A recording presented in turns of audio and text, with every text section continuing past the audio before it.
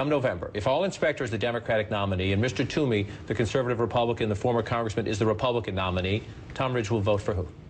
Tom Ridge has a secret ballot, and Tom Ridge will discuss it after the election. I'm going to wait on the Republican side of the aisle to see how the field. I still hear a couple of names out there, and I'm going to wait to see if the people that I know, whom I might support, decide to make the difficult decision to run. But in the end, at the end of the day, John, you just offered the Republican Party all this advice. Be less shrill, be less judgmental. Open your mind on these issues if you want to be competitive in states like this. Why should any Republican listen to you if you won't commit to voting for the Republican nominee? It begins on the message and the messenger.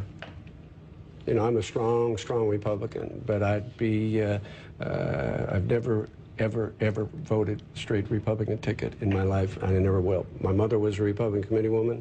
My dad was a lifelong Democrat who switched once in a primary to vote for me.